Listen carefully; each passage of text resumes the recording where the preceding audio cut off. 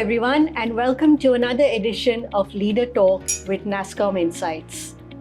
My name is Ketaki Karnik.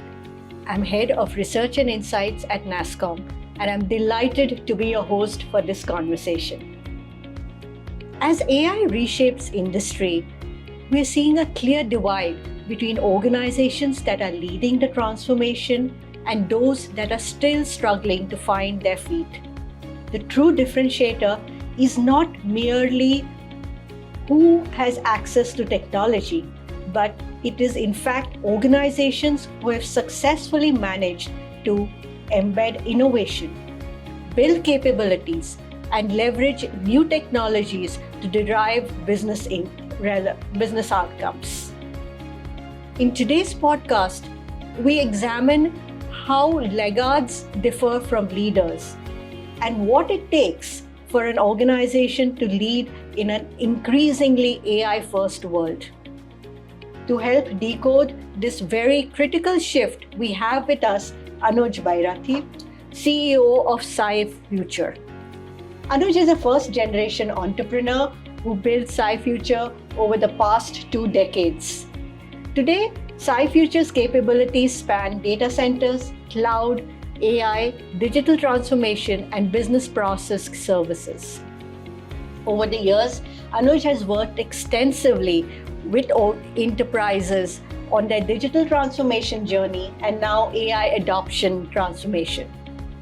Given his vantage point across infrastructure, AI, and enterprise technology, Anuj brings valuable perspectives on how organizations are navigating this next wave of transformation. Anuj, welcome. It's a pleasure to have you with us. Thank you, Ketaki. I'm really delighted to be here addressing Nasscom today. Anuj, every technology shift creates winners and losers. So does AI. What are the early signals that an organization is poised to lead as against simply adopting to the change? So basically what is happening over the last 2 decades all over the world, we have seen evolution of internet, we have seen evolution of cloud. So these 2 revolutions in last 2 decades or maybe 3 decades have completely changed the way organization and businesses have worked.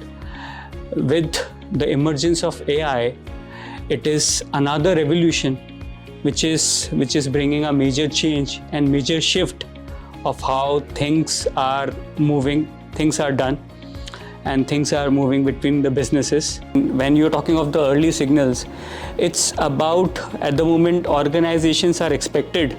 So everybody knows how this revolution will change the world. So I believe organizations should train the workforce, should reskill the workforce, because the monotonous task or maybe routine, mundane task, automation will completely change the way things are working at the moment. So I believe organizations should work on skill development of AI, of their people, and emphasize on training. And at the same time, they should evolve new tools. AI has got a lot of tools, a lot of things are there which can be adopted gradually. So I believe reskilling is required at the moment by organizations of their workforce, so that they are eventually ready to handle and take on this AI challenge.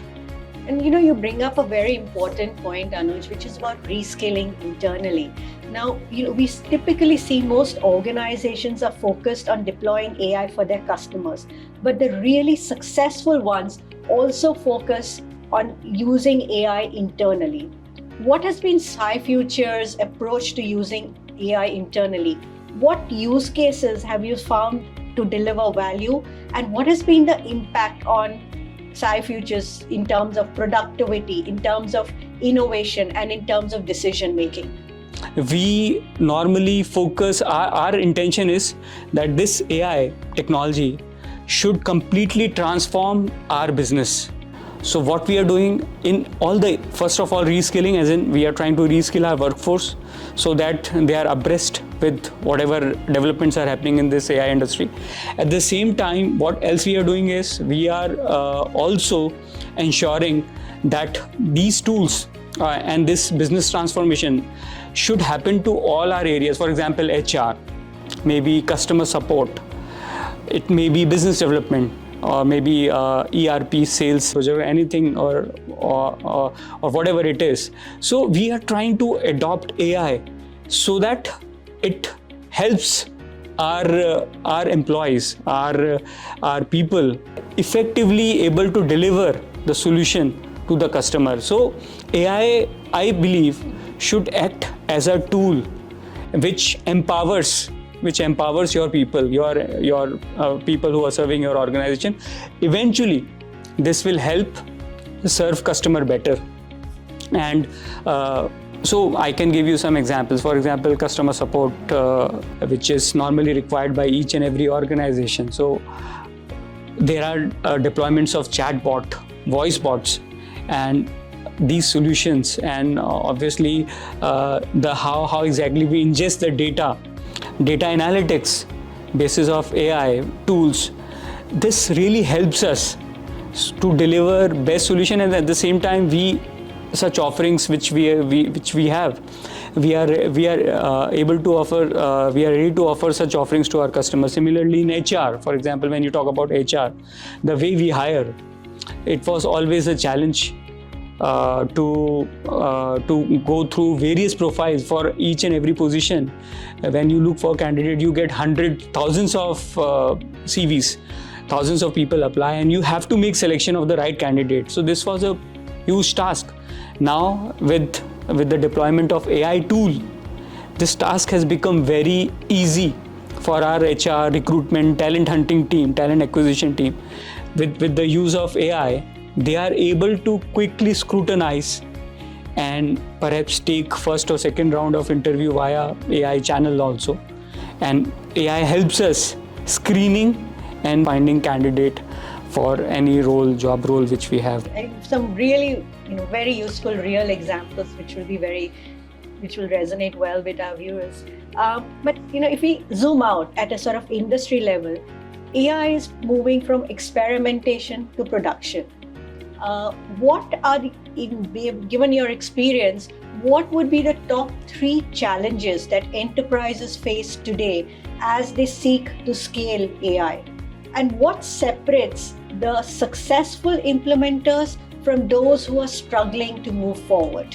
While everybody is talking about AI and everybody is talking about deployment, everybody says, okay, I have to have AI. Every organization wants it. But see, the key is that your business should be ready, that integration possibilities should be present with the organization, so that you have various functions. Every organization has various functions. So those functions should be able to integrate well with AI. So you need to have such skill set and you need to have such capabilities. And as I said, again, what helps over here is that if your workforce is skilled, reskilling of the workforce I mentioned. So if your workforce is actually skilled, I see that they would be knowing what has to be implemented, how it has to be implemented. And if the organization is very well aware of the vision of the organization, as in departments are very well aware of the vision of the department, I think that it can very well be adopted. But I think the challenges, since you are asked about the challenges, I foresee that challenges would exist for all such people, all such organizations wherein department work in silos, wherein they do not have business integration, perhaps systems are not ready to adopt the AI. Workforce is not ready. So if the workforce is not ready, if your business systems are not ready, if your vision is not clear, if your departments are working in silos and there is integrations are missing between the departments, I foresee that adoption of AI may become a great huge challenge for all such organizations. Very, very important points there. But let's look ahead. Let's look ahead 2 or 3 years. Where do you see the biggest opportunity for India in this AI era? And what must organizations do today to compete as innovators rather than adopters? So that's a very interesting question. I must tell you that if you compare India with rest of the world, Western countries, you can see the kind of investments which are happening in this AI infrastructure or model deployment, model development. I think that India is not, if you compare with US, China, or maybe European countries, India is far behind, and that's a huge concern for me also, because until and unless you work towards development of the AI infrastructure for the country, as in there has to be an ecosystem available. Large language models, which are very, very important, which plays the very critical role. So US companies like OpenAI, Anthropic, and all these players, so many companies are there. China, DeepSeek, for example, and there are so many players which are emerging. So there is a competition happening between Europe, China, and particularly between US and China. There is no competition happening with India. And these models, some are open source, some are proprietary. So the most intelligent model is residing with US or maybe China, and perhaps the lesser intelligent models are only open source. So if you are relying, so as you are aware, large language model plays as the base foundation for any AI deployment, any AI tool. If that particular large language model is not developed in India, is something which if we are using any model of US or maybe China, then we are at huge risk. So I believe that for India, it is a great opportunity. As in, India has been back office for IT services, but India has an opportunity to perhaps work in this direction, develop its own model, reskill the workforce. I'm emphasizing on this very fact that we need to reskill our workforce, and at the same time, India should develop its own model, must plan its AI infrastructure. So India must take advantage of this particular opportunity of huge data sets which is available within India to perhaps make develop some kind of a large language model which may become a cornerstone, or which serves the whole world. Instead of us relying on American or Chinese models, Chinese we wouldn't use, but American and European models we would be relying on. We must develop our own model, and this is also very, very important for our internal security also. So India would be able to at least protect itself, and as I said, all the organizations would evolve by adopting AI, implementing AI into their organizations. So without large language model, nothing is possible. Data is residing in India. We have the skill set, we have the manpower.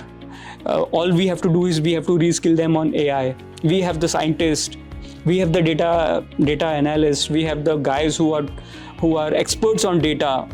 I think this is a time India should not miss this opportunity. If India misses this bus, it may become fatal for the country in years to come, times to come. On that note, Anuj, thank you very much for sharing your perspectives with us. This has been a very, very interesting conversation.